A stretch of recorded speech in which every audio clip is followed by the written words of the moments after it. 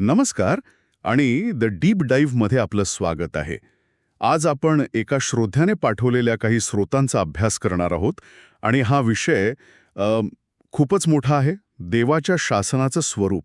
नमस्कार. हो, विषय खरंच खूप मोठा आणि तितकाच म्हणजे गहन आहे. आपल्याकडे काही धर्मशास्त्रीय नोट्स आहेत आणि शास्त्रवचनांचे काही उतारे सुद्धा आहेत.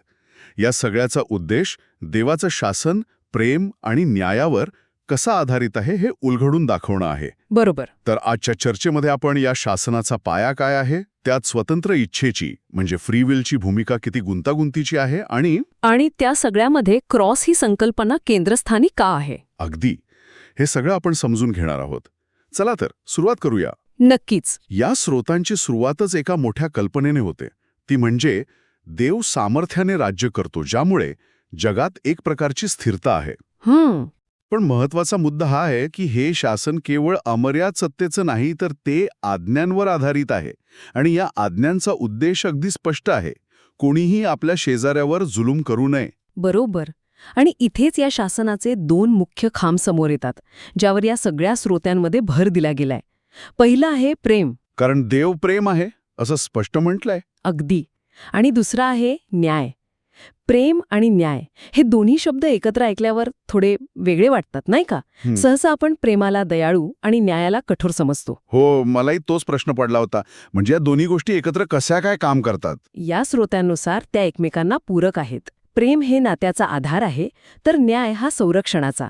मजकुरात असं म्हटलंय की देव नीतिमान आहे, तो दुष्टांबरोबर नीतिमानांचा नाश करणार नाही. हाच तो न्याय आहे. हो. आणि याच न्यायामुळे देवाच्या शासनावर विश्वास ठेवता येतो, त्यात विश्राम करता येतो, कारण लोकांना माहीत असतं की इथे अन्याय होणार नाही. आणि या देवाच्या निष्पक्षपातीपणाबद्दल एक मुद्दा आहे जो मला खूप आवडला. तो राजे महाराजे किंवा श्रीमंतांना गरिबांपेक्षा जास्त महत्त्व देत नाही. कारण सगळेच त्याची निर्मिती आहेत. हो, आजच्या जगात जिथे प्रत्येक गोष्टीत पक्षपात दिसतो, तिथे ही कल्पना खूप मोठी वाटते. अगदी बरोबर. कारण शासक जर स्वतःच पक्षपाती असेल तर त्याच्या कायद्यांवर कोण विश्वास ठेवणार, बरोबर? ही निष्पक्षपाती वृत्तीच त्याच्या शासनाला विश्वासार्ह बनवते. तर प्रेम आणि न्याय हा या शासनाचा भक्कम पाया आहे. ठीक आहे, प्रेम आणि न्यायाचा हा पाया तर भक्कम वाटतोय. मग सगळं इतकं सोपं का नाही? जगात इतका गोंधळ का आहे? आणि इथेच या स्रोतांमधला स्वतंत्र इच्छेचा मुद्दा येतो आणि सगळं गणितच बदलून जातं. हो, अगदी. इथेच या चर्चेला एक नाट्यमय वळण मिळतं असं म्हणूया. नाट्यमयच. या स्रोतांनुसार देवाने सर्व जीवांना स्वतंत्र इच्छा दिली आहे, म्हणजे निवड करण्याचं स्वातंत्र्य. पण एक अडचण आहे. अडचण? ही स्वतंत्र इच्छा अपूर्ण आहे. इतकी अपूर्ण की देवदूतही चुकीचा मार्ग निवडू शकतात आणि पतित होऊ शकतात, असे यात म्हटलंय. थांबा, पण जर देवाला माहीत होतं की जीव या आज्ञा पाळू शकणार नाहीत कारण त्यांची इच्छाशक्ती अपूर्ण आहे. अपूर्ण आहे, तर मग त्यांनी त्यात दिल्याच का? हे तर मुद्दाम एखाद्याला परीक्षेत नापास करण्यासारखं नाही का वाटत? हा प्रश्न अगदी अचूक आहे आणि या स्रोत्यांचा गाभाच या प्रश्नाच्या उत्तरात आहे. त्यांच्या मते आज्ञा देण्याचा पहिला उद्देश शिक्षा देणं हा नाहीच. आज्ञा एका आरशाप्रमाणे काम करतात. आरशाप्रमाणे म्हणजे काय? म्हणजे त्या आपल्याला आपला खरा चेहरा दाखवतात. जोपर्यंत एखादी व्यक्ती तू तुझ्या शेजाऱ्यावर स्वतःसारखी प्रीती कर ही आज्ञा पाळण्याचा प्रामाणिक प्रयत्न करत नाही, तोपर्यंत तिला कळतच नाही की तिच्यात प्रेम करण्याची क्षमता किती कमी आहे. अगदी. आज्ञा आपल्याला तो प्रयत्न करायला लावतात आणि त्यातून आपलं अपयश समोर येतं. त्या आपल्याला दाखवून देतात की आपल्याला मदतीची गरज आहे. आपल्या आयुष्यातले नियम किंवा बंधनं ही आपल्याला अपयशी ठरवण्यासाठी नसतात, तर आपल्याला मदतीची गरज आहे हे दाखवण्यासाठी असतात. हा विचारच खूप मोठा आहे. एक प्रकारे आज्ञा या रोगाचं निदान करतात, म्हणजे डायग्नोसिस. नेमके हेच. मजकुरात एक वाक्य आहे, जीवांमध्ये स्वतःचं जीवन नाही, त्यांना ते देवाकडूनच मिळवावे लागते. पण स्वतंत्र इच्छेमुळे ते देवाकडून न घेण्याचा पर्यायही निवडू शकतात. आणि इथेच ती मोठी अडचण निर्माण होते. हो, ज्या आज्ञा जीवनासाठी दिल्या आहेत त्याच मृत्यूकडे घेऊन जातात, कारण त्या पाळण्याचं सामर्थ्य आपल्यात नाही. बरोबर.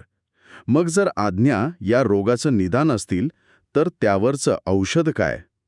इथेच या स्रोतांचा रोग क्रॉस या संकल्पनेकडे वळतो. खरं सांगायचं तर क्रॉस ही संकल्पना मला नेहमीच थोडी गोंधळ टाकणारी वाटली आहे. पण हे स्रोत तिला एका वेगळ्याच प्रकाशात मांडतात. समस्येचं उत्तर आहे. आज्ञा आपल्याला सांगतात की काय करायचं आहे, पण क्रॉस ते कसे करायचं याची शक्ती आणि प्रेरणा देतो असं हे स्रोत सांगतात. त्याला तर सृष्टीची पूर्तता म्हणजे निर्मितीचा कळस म्हटलंय. हो, हे थोडं सोपं करून सांगता येईल का? म्हणजे क्रॉस हे काम नक्की कसं करतं? खरं तर यासाठी या स्रोतांमधला एक सूक्ष्म मुद्दा समजून घ्यावा लागेल. देवाने जीवांना स्वतंत्र इच्छा दिली आणि त्यांच्या चुकांबद्दल लगेच न्यायनिवाडा केला नाही, तो लांबणीवर टाकला. का? कारण जर प्रत्येक चुकीनंतर लगेच शिक्षा मिळाली असती तर लोकांनी केवळ भीतीपोटी आज्ञा पाळल्या असत्या, प्रेमापोटी नाही. निवड करण्याचं स्वातंत्र्यच संपलं असतं. अच्छा, म्हणजे निवडीला खरा अर्थ यावा म्हणून न्यायनिवाडा थांबवून ठेवला. हा विचारच खूप विलक्षण आहे. अगदी. आणि मग या स्वतंत्र इच्छेला जी हिंसेकडे झुकत होती तिला प्रेमाच्या दिशेने वळवण्यासाठी देवाने क्रॉसचा उपयोग केला. कल्पना अशी आहे की निर्माणकर्त्याने स्वतः एका जीवाचं रूप घेतलं आणि पापाची किंमत चुकवली. याला सोपं करण्यासाठी एखादं उदाहरण देता येईल का? समजा वाहतुकीचा नियम मोडल्याबद्दल दंड तर आहेच, हा झाला कायदा. पण तो दंड तुमच्या वडिलांनीच तुमच्या वतीने भरला, हे झालं प्रेम. वा, म्हणजे नियमही पाळला गेला आणि नातंही जपलं गेलं. बरोबर. कायद्याची कठोरताही दिसली आणि प्रेमाची खोलीही. नेमके हेच. या एका कृतीतून देवाने न्याय आणि प्रेम या दोन्ही तत्वांचा सन्मान केला आणि यामुळेच आता जीव भीतीने नाही तर त्या प्रेमाने आणि कृतज्ञतेने प्रेरित होऊन आज्ञा पाळू शकतो. क्रॉस हेच ते कारण आणि ती शक्ती बनते ज्यामुळे अशक्य गोष्ट शक्य होते, असे या स्रोतांचं म्हणणं आहे. हे सगळं ऐकून एक चित्र स्पष्ट होतंय. पण मग एक प्रश्न उरतोच. क्रॉस हा उपाय आहे, पण ज्यांनी तो स्वीकारला नाही त्यांचं काय? कारण मजकूर हेही स्पष्ट करतो की न्यायनिवाडा होणारच आहे. देव धीर धरतो पण दोषींना निर्दोष सोडणार नाही. हो, आणि हे खूप महत्वाचं आहे, कारण जर अंतिम न्याय झाला नाही तर प्रेमाचं रक्षण होऊ शकत नाही. या स्रोतांनुसार न्याय हे प्रेमाचेच एक रूप आहे. असं कसं? कारण तो दुर्बळांना जुलूम करणाऱ्यांपासून वाचवतो.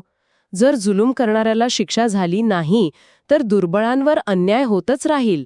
म्हणून देवाचे प्रेम आणि न्याय हे परस्पर विरोधी नाहीत, तर एकाच नाण्याची दोन बाजू आहेत. या नोट्समधला एक मुद्दा मला खूप महत्वाचा वाटला.